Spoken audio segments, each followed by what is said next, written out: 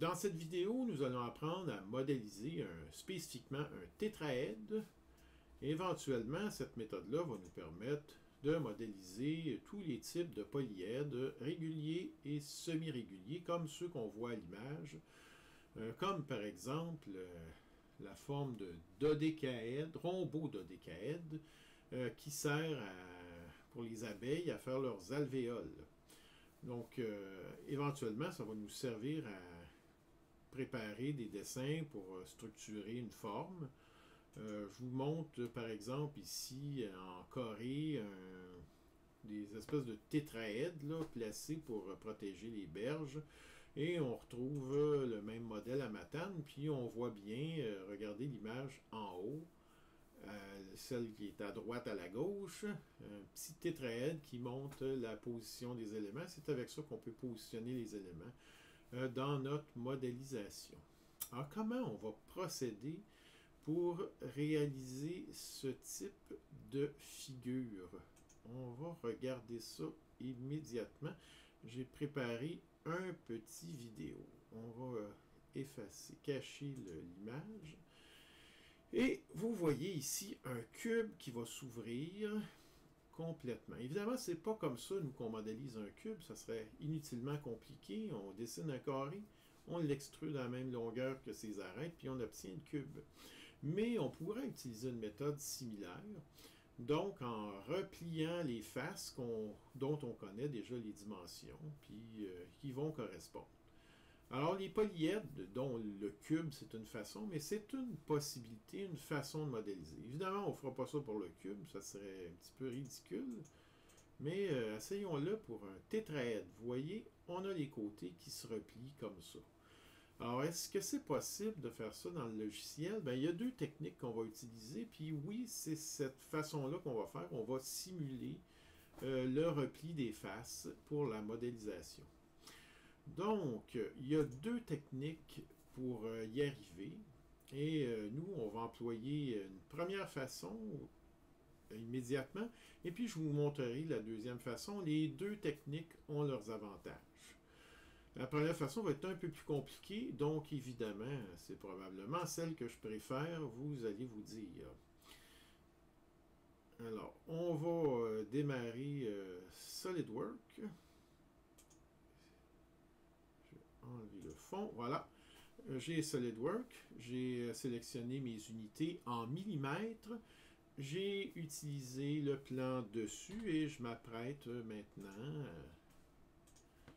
donc maintenant à dessiner un triangle parce que notre tétraèdre est composé de triangles équilatéraux. Donc, je sélectionne toutes les faces, je demande qu'elles soient égales. Je viens me coller sur le point pour me bloquer mon élément. Et puis, je vais mettre une dimension. On va mettre le chiffre 100. C'est fait. Alors, avant de quitter cette esquisse-là, on va rajouter deux autres triangles, mais en ligne de construction, qui vont symboliser les triangles qu'on va replier. Alors, je dessine tout simplement mes lignes comme ceci. Je redemande que tous les côtés soient de longueur égale avec un des côtés du triangle. C'est fait. Et mon esquisse est maintenant prête.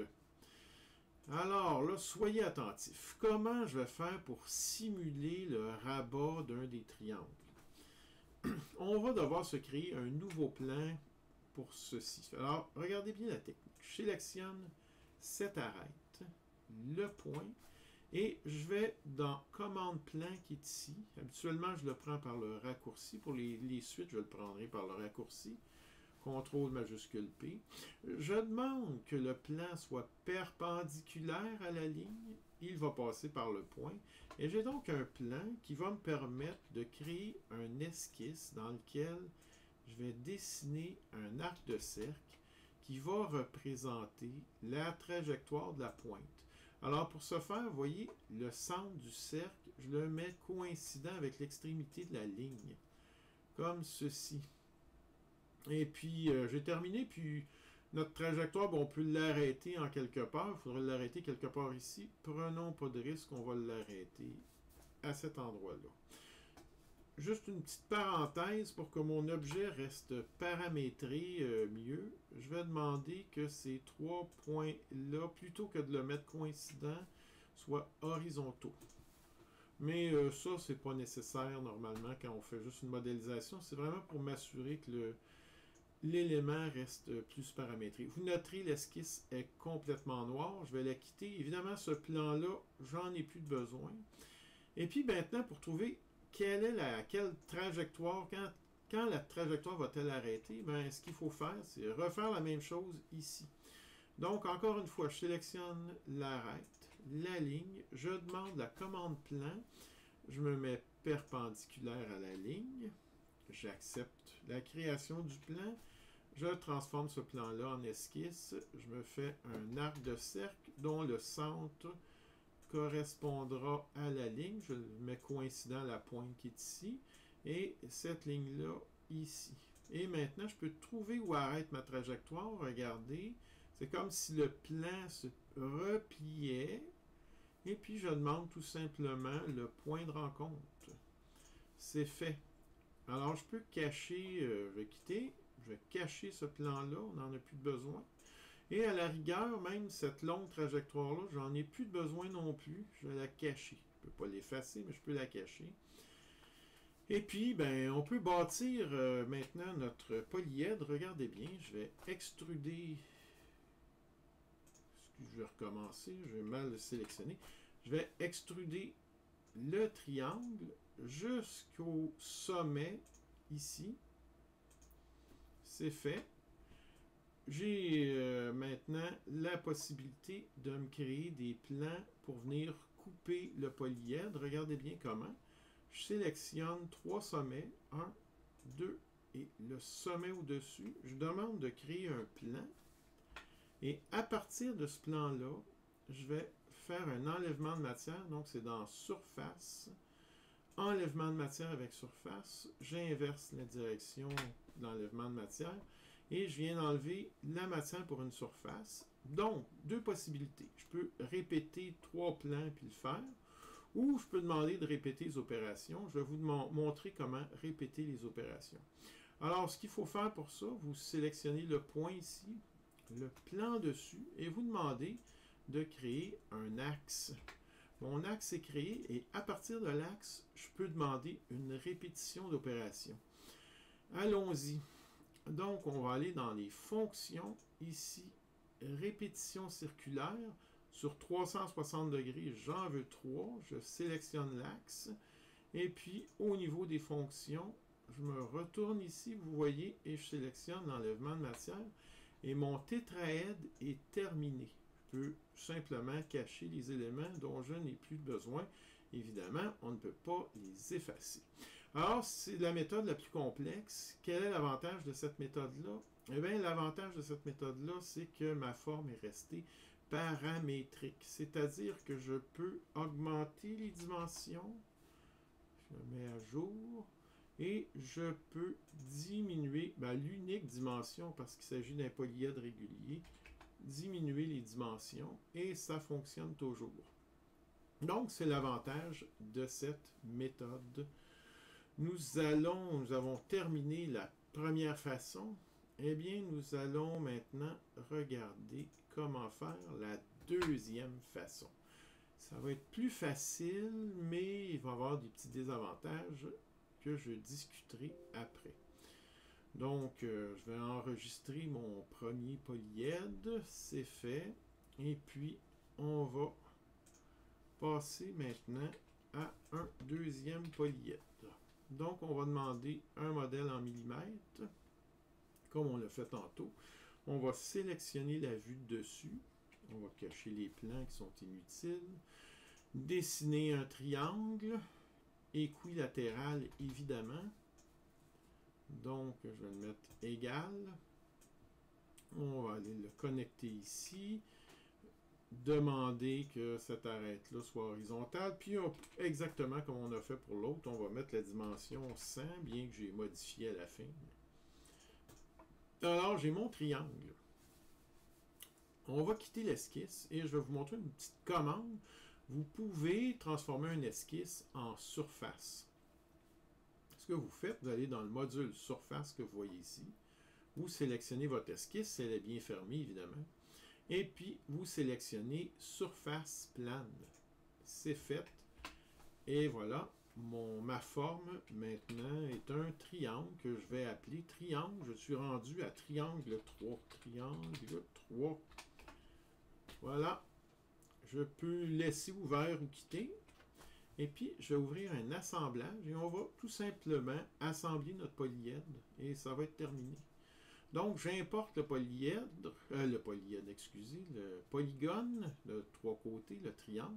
Petite surprise, on ne voit rien, mais c'est infiniment plat, infiniment mince. Si vous changez votre écran, voilà, il va réapparaître. Comme ceci. Je vais m'en faire 3 copies. Comme ce n'est pas un solide, on ne peut pas le sélectionner directement dans la fenêtre pour en faire une copie. Il faut le sélectionner dans l'arbre de création. Et puis, je relie tout simplement les points comme ceci pour fermer mon polyèdre. Je vais sélectionner ça et ça. C'est fait. Ça et ça. Voilà. Ce sommet avec ce sommet. On va mettre un affichage un peu plus facile à comprendre. Celui-ci avec celui-là.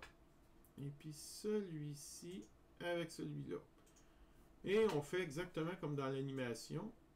Oh, celui-là est mal contraint. On va rajouter des contraintes. J'ignore qu'est-ce qui s'est passé. Voilà. Ah là, cette fois, c'est bien. Donc, on va tout simplement replier approximativement les faces. Il faut le faire. Si vous ne les repliez pas, il ne va pas nécessairement les replacer du bon côté. Puis une fois que c'est fait, vous prenez 2 sommets aux extrémités et regardez, notre polyèdre est terminé assez facilement. Et ça, on peut faire les polyèdres beaucoup plus complexes là, de la même façon. Vous avez certainement une objection. Moi, j'en ai une. C'est que c'est un assemblage. C'est pas un solide. On ne peut pas ajouter de rayons dessus. Je vais vous montrer un petit secret. Pas beaucoup de gens le connaissent, mais beaucoup de gens vont le connaître maintenant parce que je vais le révéler. Vous pouvez enregistrer un assemblage comme une pièce. Donc, au lieu de faire assemblage, vous sélectionnez Part et puis vous l'appelez, disons, Tétra. Disons Tétra 5 parce que je ne sais plus à combien je suis rendu. Il va vous demander de choisir un type de modèle de document. On va prendre celui-ci. Et puis c'est fait. Vous voyez mon assemblage, toujours dans mon assemblage actif. Je vais la fermer, je ne vais même pas la sauvegarder. Je vais fermer cette pièce-là. Et puis, on va aller ouvrir la pièce Tétra 5. Il faut que je la trouve tout de même. Elle est ici. Voilà. Elle est ici. Évidemment, les plans sont visibles. On peut les cacher. Et puis, on a notre tétraèdre. Sauf que si vous regardez comme il faut, à gauche, vous allez voir qu'il indique corps surfacique 4. Mais je vais réduire un peu. J'ai raté ma présentation. On recommence. Corps surfacique 4. Mais en fait, c'est pas un solide. Ça. Si j'essaie, par exemple, d'ajouter un coin sur cet élément-là, ben non, ça ne fonctionne pas. Alors, que faire? Ben, une commande que vous allez voir utiliser plus souvent quand vous allez être un peu plus avancé, c'est surface cousue. Vous sélectionnez d'abord surface cousue. Vous faites une fenêtre qui encercle toutes les surfaces. Et regardez à gauche, il y a un petit bouton créer un solide. Vous cliquez dessus. Et vous vous retrouvez maintenant avec un corps volumique, un vrai corps volumique que je peux, dont je peux faire toutes les opérations habituelles, là, rajouter des éléments ou en supprimer, par exemple, comme ceci. On voit, c'est exactement un vrai corps volumique, sur lequel, par exemple, je pourrais ajouter des arrondis un peu partout. Alors, je vais le faire ici. Et puis, si je m'en vais dans Fonction, oh, Oh, excusez, je suis encore dans un esquisse, je ne sais pas pourquoi. Je vais recommencer. Donc, on fait ceci. Et puis, vous voyez, on peut par exemple arrondir les bords. Alors, c'était la deuxième façon. Celle-ci, vous allez probablement trouver qu'elle est préférable, mais l'objet n'est plus paramétrique. Les triangles, les longueurs, même si je double-clique dessus, je n'ai plus accès aux longueurs, aux formes des triangles. Donc, je suis limité à cette forme-là. Je ne peux plus changer de dimension. Alors, c'est l'inconvénient. C'est pour ça que je préfère personnellement la première méthode. Merci de m'avoir écouté et essayez de faire, selon une méthode ou l'autre, un beau tétraèdre. Merci beaucoup.